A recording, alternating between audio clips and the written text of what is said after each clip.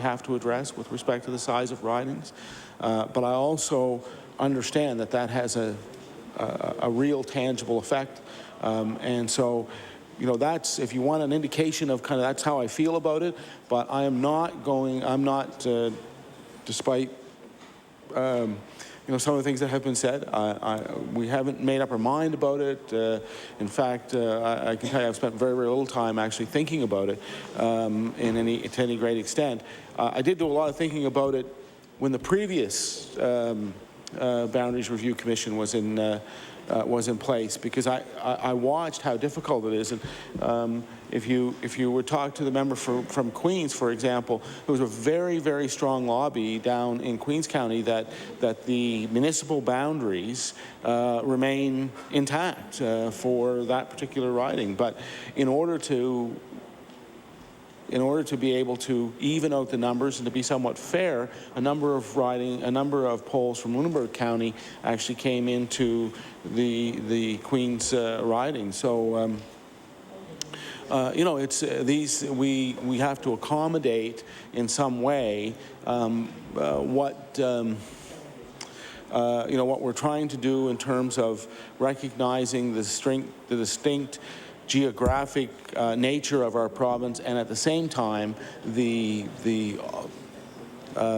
obvious growth in and around the regional municipality of Halifax. So thank you for the question. Very interesting one. Thank you. The honourable member for Halifax Clayton Park. Thank you, Mr. Chair, and I was pleased to hear some of the feedback from the Premier about what is coming before the House, which will be a look at the boundaries and the number of seats and so on here in the House. And and you know, perhaps these are rumors, but what I've been hearing is there might be instruction to increase the size of the House, and perhaps by 3 members is what I'd heard. And you know how rumors are. Who knows if they're true or not? But I wanted to say, you know, I don't believe that there is fundamentally any reason to expand the size of this House. And you know, again, given the fact that I represent at least 20,000 voters, we don't have an exact number because it keeps growing. As I said, every time I'm out campaigning or even trying to communicate with my riding, I don't know exactly how many people are there because it's a moving target and it's growing. But I just feel that, you know, with everything that has gone on with first of all our fiscal restraint that the Premier's talked a lot about, the move that's in this year's budget to say that over time there'll be a 10% attrition within the civil service. You know, we're looking at, I know not any immediate or you know, or drastic cuts, but you are looking at seeing that civil service shrink. And I think that, you know, by the same vein, we have to look at being efficient and looking at what is reasonable, you know, in terms of representation for the House.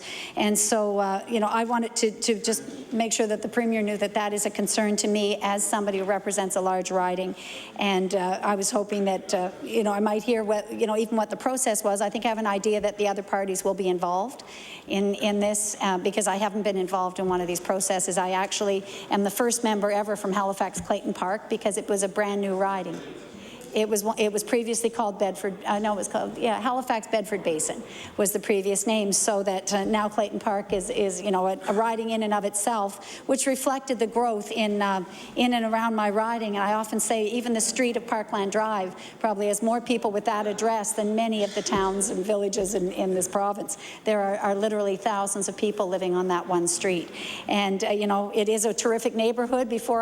I know a lot of people like to criticize density and say that density is a bad thing, but you know, it really is smart development to have reasonably dense neighborhoods.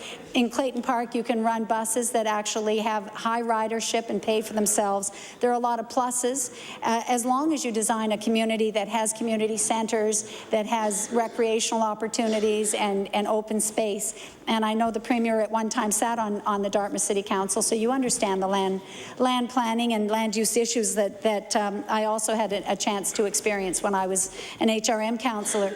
But I think it's very important that we not disparage the idea of density, because when I say we have many people in high, it's multi-unit buildings, they're not high-rise buildings in my area.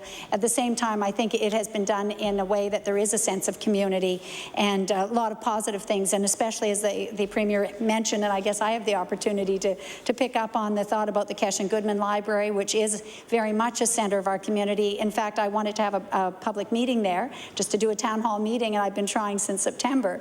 They've been so fully booked that it's nearly impossible.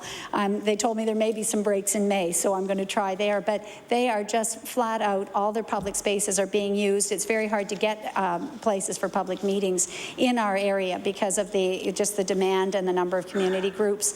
And there's also a lot of work done there with ESL and New Canadians, and I had an opportunity today to be at one of our neighborhood schools doing a Canadian citizenship ceremony.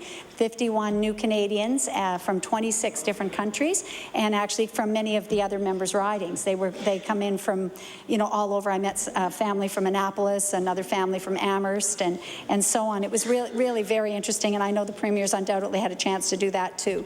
But it really is one of the nicer parts of being an MLA and being able to represent your area and to experience that.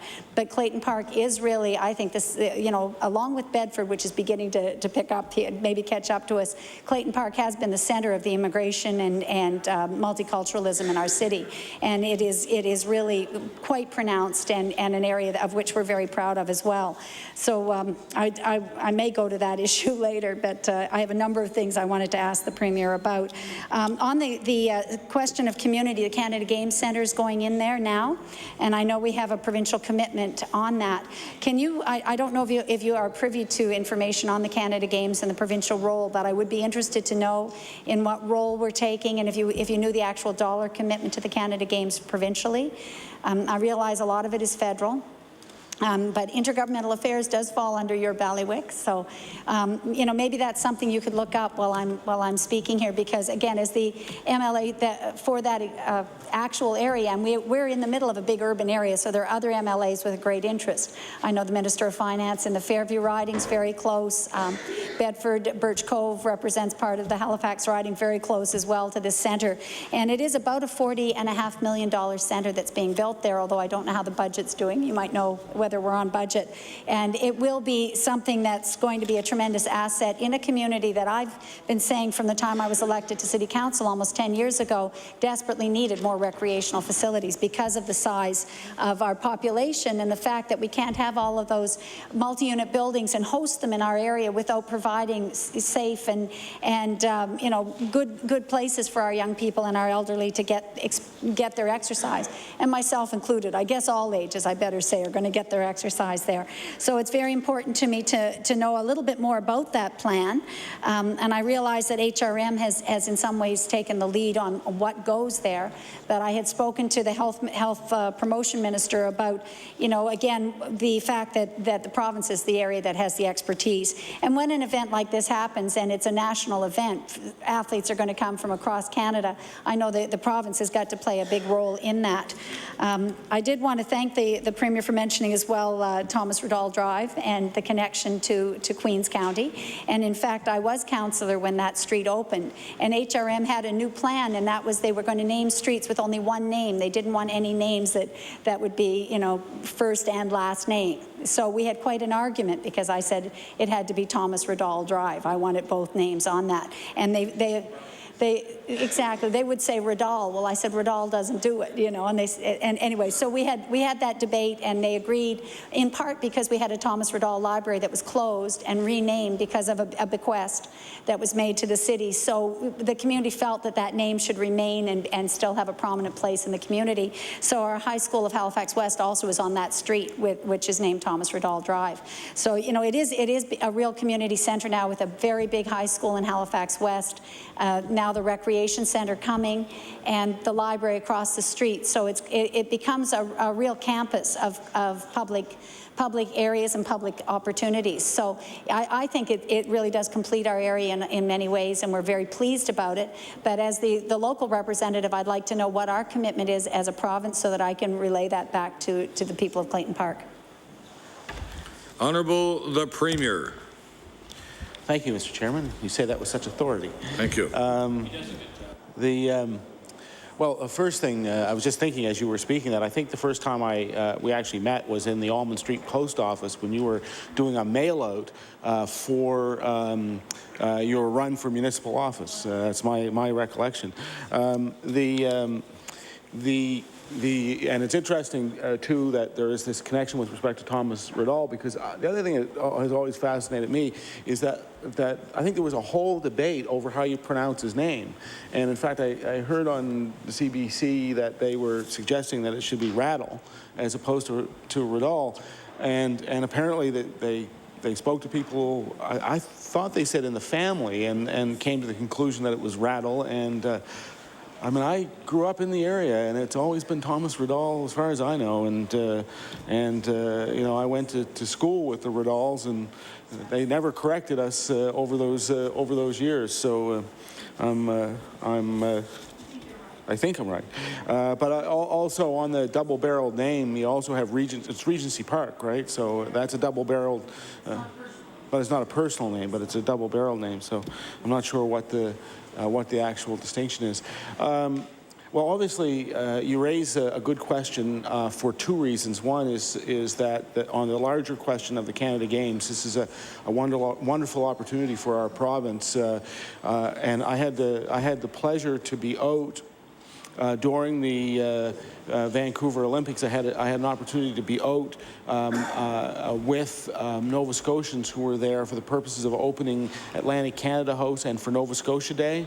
And one of the things that we would say to the crowds who were there and to the people who were visiting is that once the Vancouver Games are over, and once the venues are closed, that people should turn their eyes to Nova Scotia, which is where the next generation of Olympians are going to be competing. So this is just a tremendous opportunity for us. It is just we have already had an official kickoff for the Canada Winter Games. J.P. DeVoe, as you may know, is very graciously taken on the job of chairing this, and he's doing I must say, just a fabulous job at promoting the games, but also recruiting volunteers to come in and to work on the Canada Games, and we're making adjustments, and some of them are to make sure that kids are able to get to the games, and in fact are going to be able to act as in some cases to help out over the course of the games. And some of the teachers are actually officials. They are also officials or coaches who are going to be there as well. So this is going to be a real community event. It's going to be a provincial event. It's going to be a signature event. It's going to be a national event for our province, and we're very proud to have the opportunity to host this. Now, my understanding is that our budget for this is $12 million, which we have prepaid. Now, I'm going to ask. I'll actually get you the details on this, because I don't know if that's just for that specific facility or not, or if that's the broader number. But did you want the number for this facility specifically, or for both? I'll ask I think it's under the health, under the HPP budget, so I'll undertake to see if I can get that information for you. The honourable member for Halifax Clayton Park. Thank you very much, Mr. Chair. And I should say facetiously that I didn't have time to ask the health minister that question, but really, she was here a long time.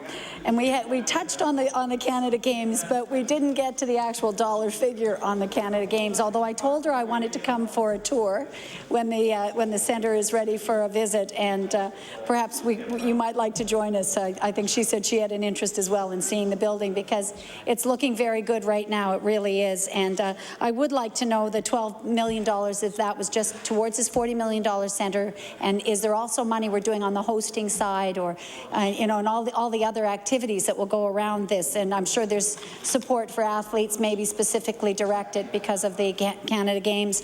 But I think it's something that's important for us to begin talking about here, because it will be an exciting time right across the province, really. There will be activities in other communities outside of Halifax, and we're using lots of different facilities around HRM.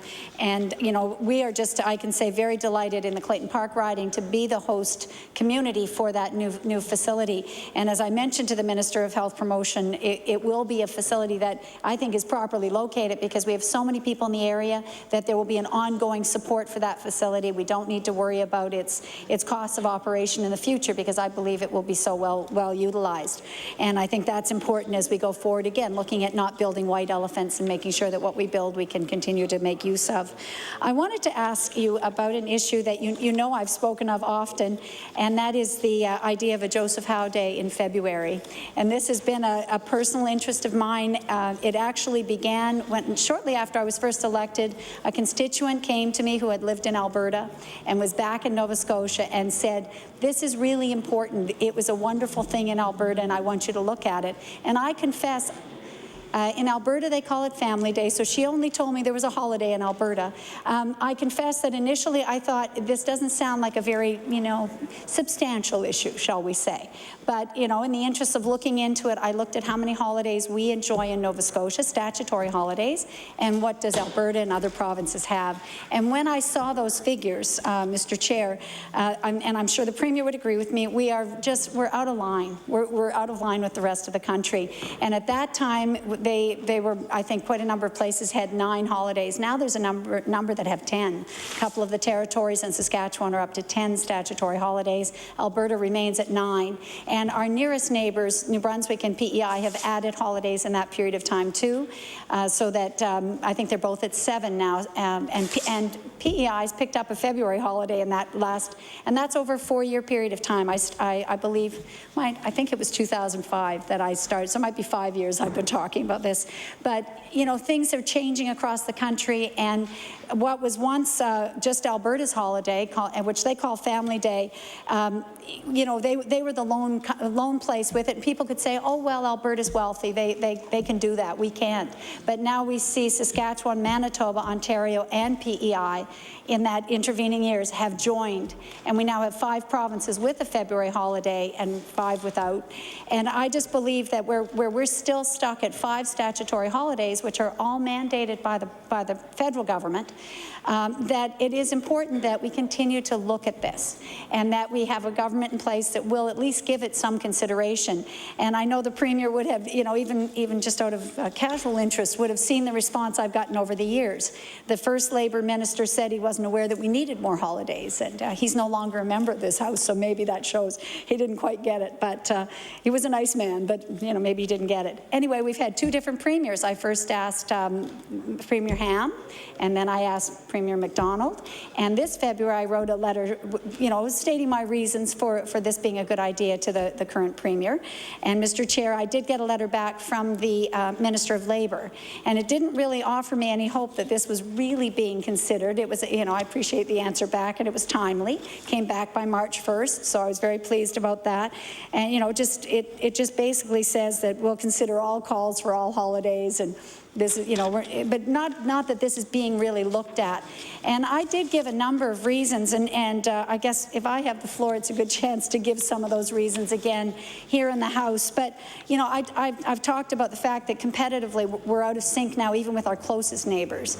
And I will make the point, I had the chance to hear a woman called Linda Druxbury speak. She's a professor at Carleton, and she studies cohorts in the workplace and how we have different values at different ages, that our veteran workers are different than our baby boomers, are different than the echo workers. Well, the younger people value time off and flexibility in the workforce a lot more than they value, in fact, money. They want to be paid properly, but they really choose the job that gives them flexibility, gives them time off, and they value their own personal time and the balance between personal and work time far more than the baby boomers who will work long hours and expect eventually to get rewarded in some way. So it's just just a different cohort and a different time, and young people look at things like that. They look at how much time off they're going to get and what the labor standard rules are and where we stand.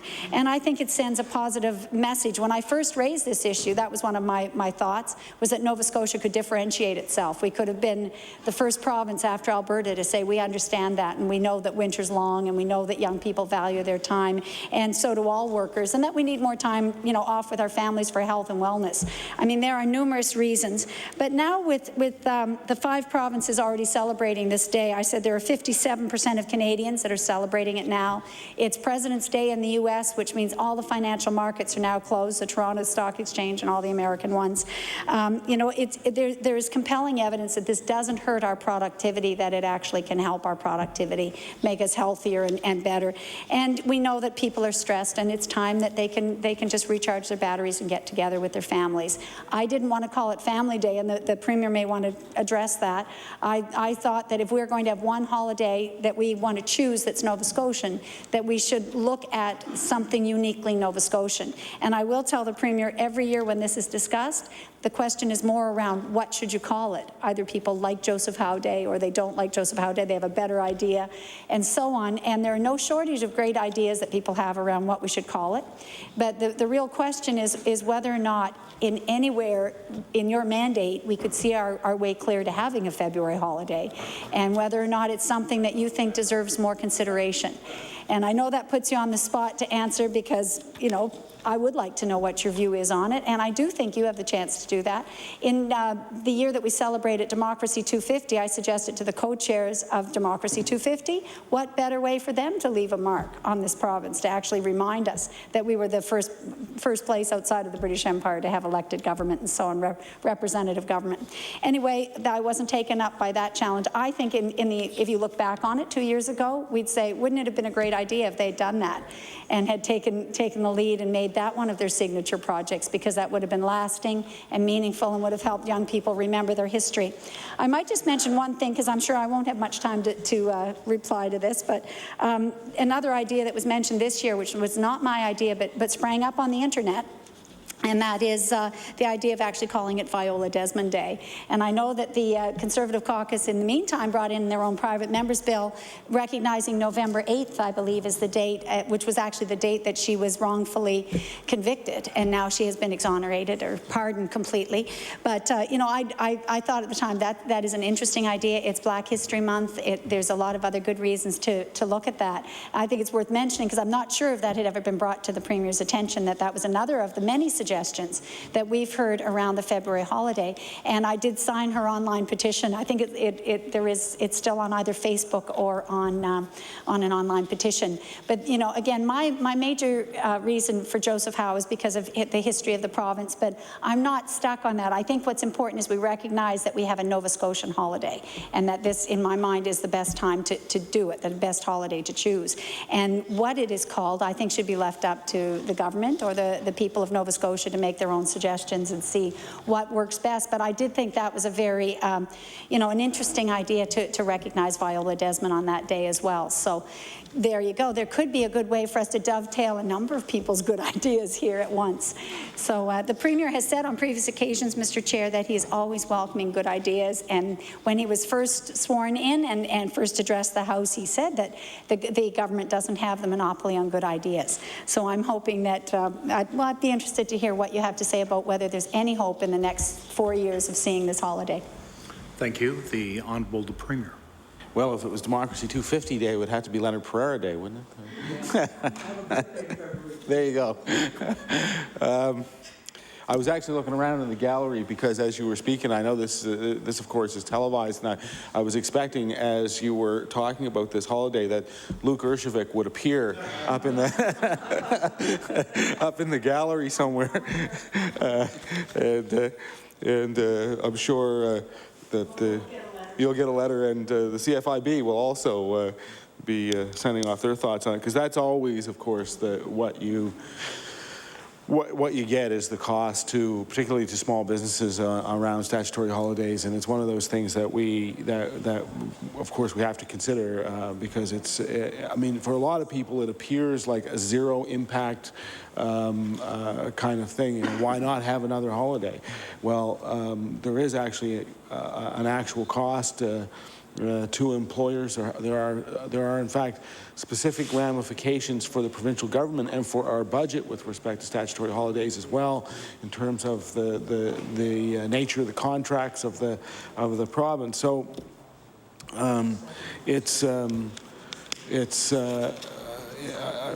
you know, I recognize that it's certainly, I think it has a certain level of support out there. I think if you ask people just kind of generally, I mean, I think they'd say sure. But I think it needs, it really, you have to look at it very hard in terms of what you're going to do. And if, you know, if we get to a point, at some point in time in the future where there can be some trade-offs around this, and you know, if you get to a point where small business tax rates can come down, and you know, that sort of thing, then you can start to look at other these kinds of trade-offs. But it has to be done in recognition that it isn't just a zero impact declaration. So. I don't. I've listened to you speak on this before. I certainly, if there were to be a holiday, I certainly would have no problems with either Joseph Howe or Viola Desmond or any other, you know, prominent historical figure in terms of making it a date for recognition as well as a holiday. Because you're right, you get to do two things there. You get to celebrate a piece of your own history, and you get to help people refresh and recharge. And it's always, and we all know that those, if it's a particular day, because it's very rare that you see a holiday, a statutory holiday, which is the first Friday in February, for example.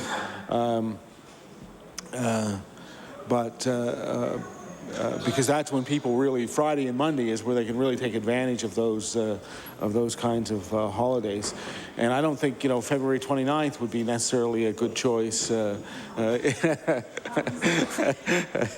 a holiday either. But all I can say is that we've heard what you've had to say on it. I think you're right about the value of it. I think you're right about the fact that there are many people out there who would support the suggestion.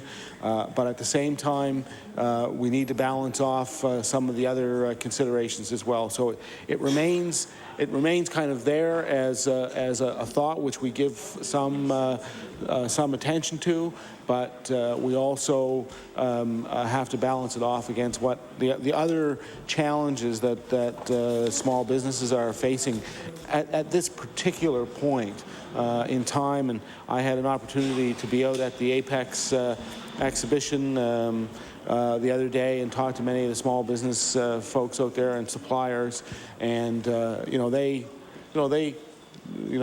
go through the enumeration of challenges that they have right now in small business. So I know that some of the members on the other side don't think I pay attention or care about these things, but I very much do, and I do listen to what they've had to say, and try to be sensitive to the fact that they have very legitimate concerns. Thank you. Thank you. The honourable member for Halifax Clayton Park. And thank you very much again. And I appreciate that you are looking at it, that there may be another time that would be better. I certainly say this year with a budget and a 2% increase in HST, that is definitely something we're hearing a lot about from the business community, and in faxes to our offices and petitions that they're doing. I understand that minimum wage has gone up, and that's another issue that I hear. And I certainly have had many conversations with the Canadian Federation of Independent Business and the Canadian Food and Beverage Association Association, which is Mr. Urjovic. And I would say, particularly with food and beverage, that I think that creating a long weekend creates a lot of activity. And there's no question, all you have to do is look at what you do when there's a day off, and whether you take your family out to dinner, whether you go to a ball game or go to a hockey game and go out. I mean, community activities spring up, and events and opportunities for food and beverage abound when there is a long weekend. In fact, people would come to the city, I'm sure, travel the province. So we might have a boost in internal tourism. But, you know, I really do believe that happens, and all you have to do is look at the provinces now that have enjoyed this for a few years. And definitely Alberta has a lot of community festivals that have grown up on that weekend, and a lot of winter carnivals and community gatherings. And when I've tuned into the news for Ontario, they open their museums and get people downtown. They make it a free day at places like the Museum of Ontario and art galleries. And there's a lot of activity brought into the city, and it's an exciting time. And so I think, you know, we can be creative and say there are a lot of positives too. I know it's easy to just hunker down, and that's what we do best in Nova Scotia. And I don't want to see that. I'd like to see us sort of stand up sometimes and say, okay, we can work on some of those problems, and we can do that. Now, when we put it in the platform this year for our party, we did do it with corresponding decrease in small business tax. And I know you've got a little small, like 0.5% decrease in the tax. I'm not sure what percentage that makes of the tax they're being called upon, but it has been, you know, it's been chipped down a little bit in this year's budget. I do agree that in Saskatchewan, when they introduced a winter holiday, they brought in a big deduction in, or reduction in small business tax. So I think it is important to work with the business community and how this might be ever looked at. But it brings me to another subject I'd like to ask the Premier about, Mr. Chair, and that is the issue of online petitions. And it really falls under what I consider to be Assembly matters. Our Committee on Assembly Matters has not met. I don't know when it met last, but I've been assigned to that committee since the last election, which last June. I hadn't previously been on Assembly Matters, but I don't know when it last met. And it is something that I think is within the power of the Premier to see that it does meet, because we have a lot that we should be doing here in the House to make life, I think, make ourselves more relevant, make the institution of the legislature more vibrant and more just with the times. And the issue of online petitions is something that I brought up on a few occasions. I've never brought in a private member's bill on that, but I've read a couple of resolutions which have been turned down. One was last fall when the Premier's government also, somebody said no, so that was the end of it. I must say I didn't bring it to you first in any kind of format. I don't know if the Premier heard the other day when the Minister of Transportation suggested I write things on a serviette and that I should hand him things on the back of an envelope or something. But, you know, I haven't done that. I haven't come to you, you know, in sort of outside of the legislature. So I'm taking this opportunity because we have the pleasure of having you here at Estimates this year, which is an unusual thing. But I think the Assembly Matters Committee could definitely deal with this. When I first raised it, probably about 4 years ago, I was told to write to the Speaker and ask that it go on the agenda. And I think the Speaker of the time might even be in the House today. I'm not sure. Were you Speaker at the time? I know you said no. Yes. And, you know, it was turned down. But in the meantime, I've asked our library to look at it again, and they said the UK is now doing it. The Scottish Parliament does it. And we were told that, no, there's no way this can be done, too many complications. I'd like to see a sort of yes, we can attitude instead of the no, here's the 10 reasons why we can't. And the province of Quebec recently began to accept online petitions. Well, now there's a man who actually in this House who's younger than me, Mr. Premier, and yet he is stuck in the Stone Age. I don't know what's the matter with him, because there are so many naysayers. I don't know where the naysayers come from. You know, yeah, I am. I'm talking about CISA. I'm guessing he's younger than me, but, you know, you couldn't tell by his attitude. It's true, and we all are. But, you know, we shouldn't be here in the legislature so long that we just think we have to defend everything that always was. We've got to look forward to how we can amend the institution that we're part of. Other provinces I've just mentioned have made this change.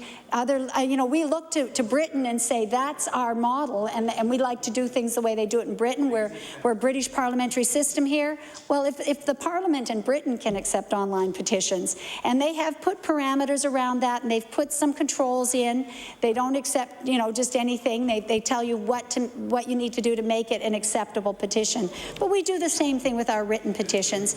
And the excuse I've heard is that we can't verify signatures or names. But how many times, Mr. Chair, through you to the Premier, how many times have we ourselves as members brought in petitions here that you couldn't decipher everybody's name on that petition? I know the Premier brought in thousands. Around a number of issues. He's brought in stacks of petitions, and in fact the Premier introduced some that were online petitions in the midst of those that were handwritten. I've seen that on one of the issues that we had going here. It might have been around the HST on electricity, where thousands of names were coming in. But I've seen, you know, all the members of this House sign online petitions, use online petitions, sneak a few into the record when they're entering them. And I just don't see why we are so out of touch. I'll go back to the Joseph Howe Day idea. This year, I didn't do any of this, but this year the Viola Desmond petition was up. I think it was called Nova Scotians Deserve a February Holiday Too, if you're looking for it. But when you get on that site, it talks about Viola Desmond. There was another one that somebody else in the Valley, I think a radio station in the Valley, started an online petition, and these things just spring up. They, on their own, they have thousands of people, by the way, that have signed that petition, but I haven't brought it in because I'm not breaking our rules at the moment, and I won't break our rules. But I'm just saying, why can't we look at this? And not that I expect an answer from you today, but why isn't Assembly Matters meeting so that they can look at it? And this is just one item, and I did write to our current Speaker, and I asked the current Speaker to look at, I said we should meet, and not only should we look at online petitions, I suggested another thing which I think has a lot of merit, and that is that we start a program again here at the legislature for not pages, but for interns. And we did have one. I didn't ever realize we had one in the past, but in speaking to some of the employees that have been here at Province House for many years, they said we used to. And I found that other provinces definitely do have that, Saskatchewan being one. I had the opportunity at one of the CPA meetings to meet some other legislators from Saskatchewan, and they do have a program like that. And again, we're talking about how do we make the legislature relevant, and how do we help young people understand and learn about what we do? What better way than to take interested young people and have them come to the legislature and go through a 6-month program where they work a few months on the government side and a few months with an opposition member. I mean, in the provinces that have continued to do this and sustained it, they have wonderful people who move into the civil service and are really knowledgeable, or they perhaps become more politically active if that's the way their interest takes them. But they end up being more engaged citizens and more active members of the public. And I think it has a lot of merit. And if the Premier was worrying about money in Saskatchewan, they get sponsors to pay for a large share of the cost of that. But Mr. Chair, my question to the Premier really is about Assembly Matters and why we allow a system of committees that are inactive and aren't doing the job that they were set up to do, and that the members don't have an opportunity to raise these issues and to try and look for solutions and ways to improve this institution. And that's really it. And there are many other issues that Assembly Matters could be looking at right now on behalf of the members of the House. And I think it would have relevance to the people of Nova Scotia. That's really what I'm saying, because just to go to the technology issue, technology is paramount now. Everybody spends time online.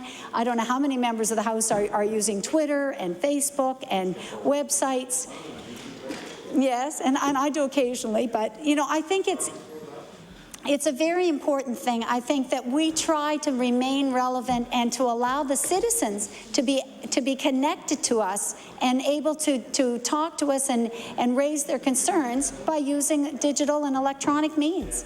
And I just think that, you know, we need to have that committee meet in order to do that, and I'd like to hear from the Premier on that. Thank you. Thank you. The Honourable the Premier. Thank you. I was going to make a joke that I never did understand that interweb thingy, but the fact of the matter is that more and more, you're quite right. It is a digital age, and I couldn't help but think as you were speaking that, in fact, you know, we have a former page who's now a member of the House of Assembly. You have a page who is, I think, on your research staff. You know, the reality is that there are, you know, people who come here to serve in those capacities do go on to become elected, become involved very much in political life, and that may actually send some of the pages running from the room, but you're quite right, and I do like the idea of the internship program. Again, all of these things are around issues associated with cost, and when you're looking at when you're looking at where we are, where we're trying everything possible to find ways to cut expenses, it's difficult to, find the ability to put more money into those kinds of programs. But nonetheless, I think it is important to have mentorship programs, internship programs, specifically ones that, open up the world of political life and public service to young people. And despite all of the turmoil that's gone on over the last number of months, I believe this is a very honorable profession. I believe that the people who come here from all parties come to work hard to try and make a difference in the lives of the people they represent. And I think it is a good thing for young people to be exposed to. So with respect to the committees, I know that particular committee meets at the call of the Speaker. I think you indicated you had already mentioned this or wrote him a letter suggesting that should be a meeting for that purpose. I know in the transition into the Speaker's chair that there's lots of things that you have to sort through, but perhaps you'd raise it with him again. What's that? Well, I can raise it as well. There are lots of issues around House hours, around the way in which the House operates. I guess one of the questions is, what kind of an appetite is there really to look at things like the length of time that we take up on a day-to-day basis with resolutions, and would people rather go, for example, to member statements? We take the opportunity, for example, to go, when we go into supply, to essentially make member statements, and I think in many respects those are as useful or more useful than the whole resolution process. Maybe you could go to a resolution process where you could put in resolutions for unanimous proposal by tabling them, have them checked off by the other caucuses, and then have them entered into the record as unanimous resolutions. Because, there are resolutions that we like to do that recognize significant events in people's lives or accomplishments. And so you wouldn't want to take that kind of thing out of the mix, but maybe there's a better way to do that. Maybe there are some more family-friendly hours that we could be looking at, just as an example. These are difficult for rural members who are traveling back and forth. If you're in Cape Breton, it's a longer haul. If you have children, that's right. I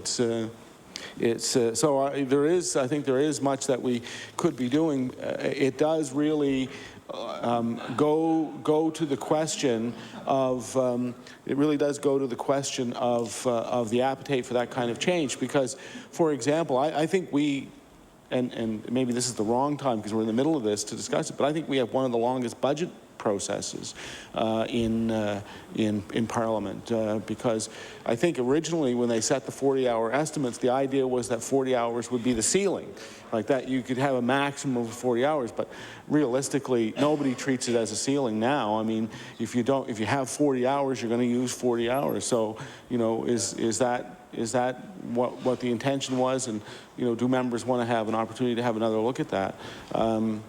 And we also have rules around debate. And when I was in the opposition benches, you got to learn the hoist. You got to learn all of the dilatory motions that exist under our rules. And you could extend debate for days, and we saw what happened under Bill 68, where we had the 24-hour-a-day settings and all of that.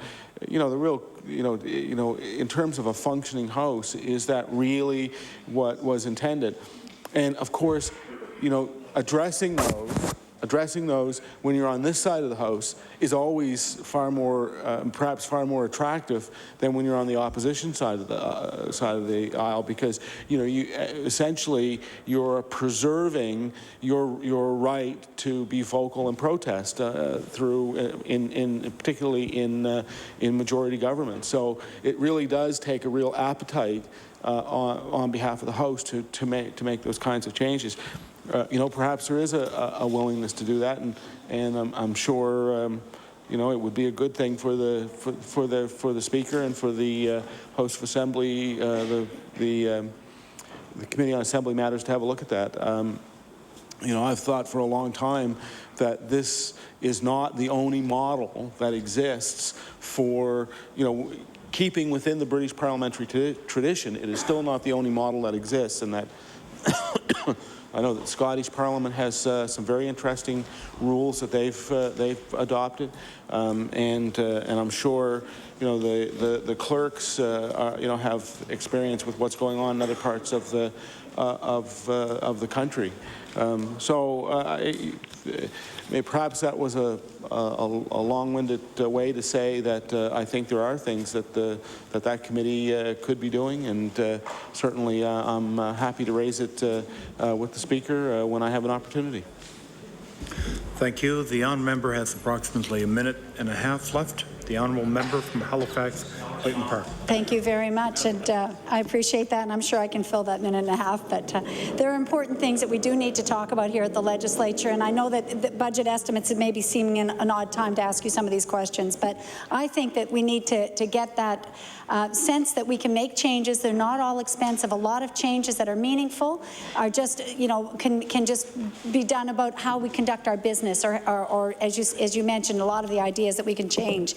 I would like to see us have an attitude that we are not stuck in one rut, that we have to keep doing things the same way, and I'm sure a lot of people felt that an NDP government would make a big difference and would put their mark on things. Well, you're approaching 1 year, and certainly here in the legislature we're doing things the same way. There's been no change there, and I realize you've got financial pressures, which we appreciate here too, but I know that there are always good changes you can introduce that don't cost a lot of money, and we need to look at those things. And I'm sure you've heard of things like the tipping point, where little changes make big differences. And we just need to find those items where we know, and we often hear you're talking about evidence, and where's the evidence that we can do this or that. There is evidence that small changes can make a real big impact in our province. And that's what I'm looking to see, is how we can make a difference. And I hope that the Premier is right in saying that he will listen to good ideas from all parts of the House and from the opposition as well. Thank you. Thank you. The honourable member's time has now expired. The chair will now recognize the honourable member for Argyle. Thank you very much, Mr. Chair. It's a pleasure to stand and speak for a few moments. Apparently, we only got about 7 minutes left, so maybe I'll just tee myself up from ready for questions to answer for tomorrow. So. You know, first of all, I really enjoyed the discussion around boundary review that the member brought up earlier in the day, and just to bring the caution issue here. No, exactly. And you know, and speaking for the member for Richmond, and I know you, Mr. Chair, the MLA for Clare. They are small ridings, they are mighty ridings, but they're there for a reason. It was, of course, to have representation from the Acadian community. And even though we do see the phenomenal expansion in some areas, like the members area, like your area, Mr. Premier, we still have to try to balance that off with trying to have that representation in this House of Assembly. So, you know, any influence that you might have on that process needs to take that into consideration. And I know that we here in the House will have that same feeling. You know, Mr. Chair, you know, as we look at the vacant seat in Yarmouth at this point, I know that my workload has gone up in taking over some of the phone calls that have come in from Yarmouth. And I know that the member for Clare is taking those calls as well. You know, but to say that, well, at some point maybe they'll combine Yarmouth County in order to expand a seat here in the city, you know, I don't know how that would wash with the population. I know within the Acadian community that it wouldn't wash at all. So even though I know in your comments that it sort of gives a voter's voice almost double the value, you know, you take 20,000 voters or electors or residents versus 9,000. You know, quite honestly, it is almost a double vote for that. But of course, you know, they were set up in a reason. And my riding, of course, in 1984 was brought in, or actually created in 1982, first elected in 1984, and I think has caused some really good things to happen in this legislature, to happen in Nova Scotia when it comes to representation of Acadian people in the area. And I know Clare is the same thing. Clare, the largest Acadian region of all of the province, having the only French language university. There are reasons why this happened. Mr. Speaker, I'm going to use the last couple of moments, and I know in a bit of the Premier's tee-up, he talked about the cat, and I have to talk about the cat. I represent an area that has been affected by this decision, and I'm not going to get mad. I'm not going to yell, and even though that's something I do when I'm sitting on the sidelines waiting for someone else. But here's some quick comments that I hear from my constituents, and maybe that the Premier can take under advisement. Stop saying you did the right thing, because people in Yarmouth don't believe you did the right thing. Say that you made a decision that was important. Say something else. I don't know what that other thing is, but just, it has to do with respecting an area because a decision was made. And Yarmouth hasn't felt that they've had that respect. Mr. Chair, come more often to Yarmouth. Your ministers, I know the Minister of Service Nova Scotia was there. It was lovely to see her there and make a great announcement for Hope. And I know she was well received there. I know the Minister of Health has been in the area. I know, of course, the Minister of Fisheries and Environment was just there on on Monday. He was there making a wonderful cancer announcement to the area. So maybe you could give some advance warning so I know who's around, so I could try to make sure we have some people around talking to them. But Mr. Chair, to the Premier, people. They see Darrell Dexter, and I'm sort of probably using that, and they see the Premier as being the guy who cut the cap. They don't see him as the Premier. They see the guy who can't seem to explain to the area of why it happened. Mr. Speaker, the same thing can go to his Minister of Economic Development. I would love the Minister of Economic Development to come to Yarmouth. And maybe as we try to put the pieces together on Team West or Team Southwest or whatever we want to call it, come and meet with the people. We're not all that bad. And we really would like to have the time and the face time with those ministers to see what we're going to do next. And I've said this before, and I know the chair has asked these same very questions of what is the mandate, who sits on these organizations, and you know what? The direction and the leadership comes from the top. If the minister is not comfortable in doing something, well, maybe the Premier has to say, as president of the Executive Council, has to say, okay, you got to go do it. So I see a lot of things that we need to do. And like I said, I'm not going to stand here and harangue, or I'm not going to stand here and dictate. I'm just going to say, we got to do things just a little bit differently. And as the Premier, you have the leadership capability to go and tell your ministers to go and do the same thing. Mr. Chair, I know I've only got about a minute left here to wrap up. But people are probably watching this on TV and going, well, why are we doing this? Why do we continually ask questions and comments to the Premier? Well, there's not very often that we, as an opposition, get to ask questions of the Premier, nor do we get to look at him in the face and talk about things that are important. I know the member, the government House leader is rolling his eyes over there, but we are a voice. We are a voice for our areas. We are elected by the people in our ridings just as much as everybody else over there was. And we want to make sure that our voice is heard and we have the right questions and that we have the answers that we need and that Nova Scotians deserve. So, Mr. Speaker, I thank you very much. I thank the Premier for being here today and look forward to asking questions tomorrow. Thank you. The time allotted for debate in Committee on Supply has now expired. The Honourable, the Government House Leader. Speaker, Mr. Chair, I wish to now rise and report progress. Is it agreed? Agreed. It is agreed.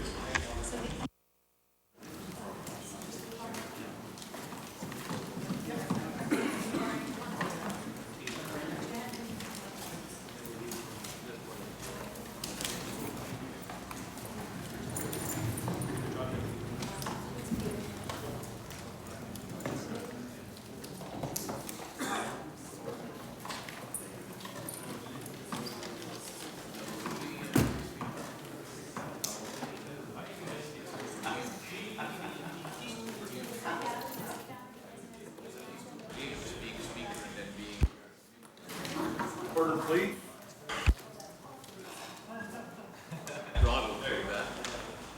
Order, please. The Committee on Supply reports. Committee's made progress and begs leave to sit again. Carried.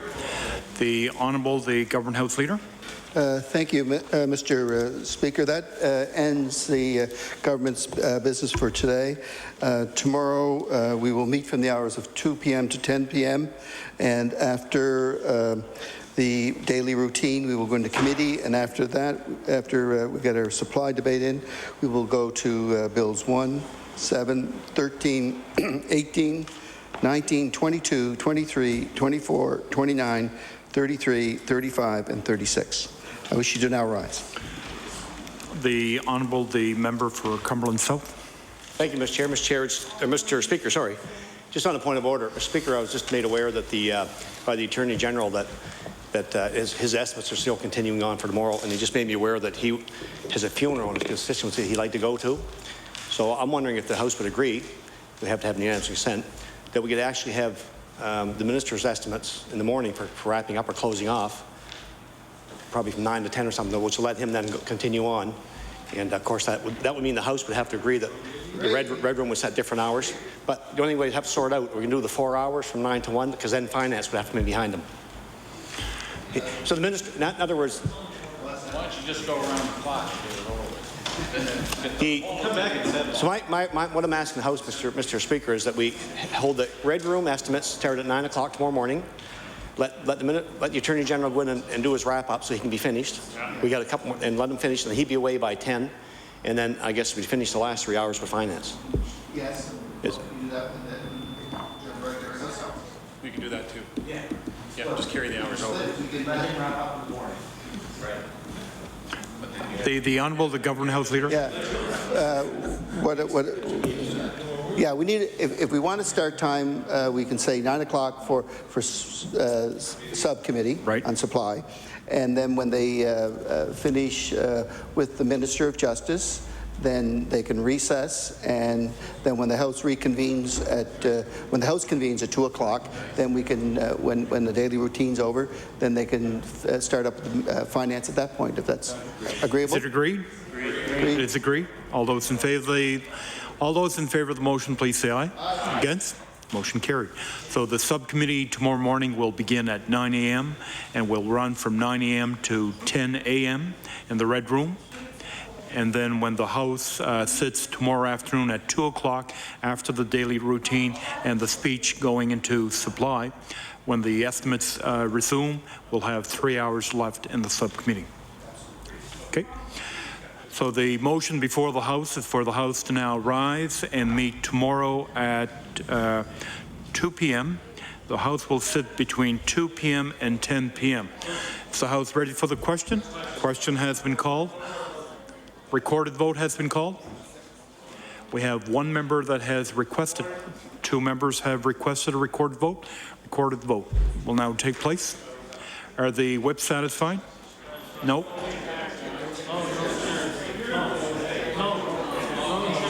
We will ring the bells.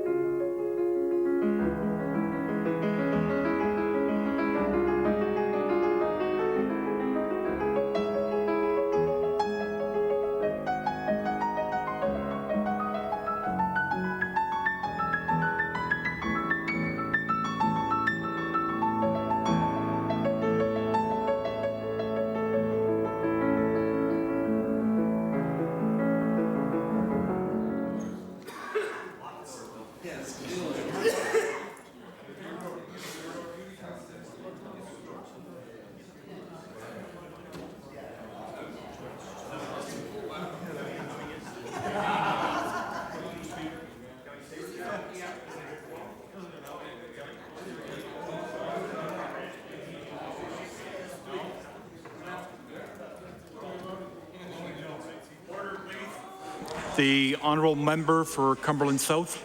Thank you, Mr. Speaker. Mr. Speaker, I know that the Order, please. Speaker was in the chair today, and earlier today I rose on a point of personal privilege where I felt that members' privileges were being challenged here in the House by the Premier not going to be here tomorrow, not wanting to be here tomorrow for estimates.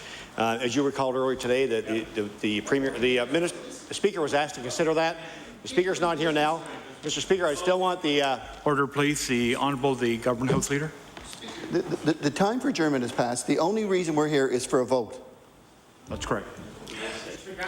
The Honourable the member for Cumberland South. That's okay. We'll hear it tomorrow morning, Mr. Speaker. Or tomorrow night, or Saturday, whatever. Order, please. Order, please. The question before the House is for the House to sit tomorrow between the hours of 2 p.m. and 10 p.m.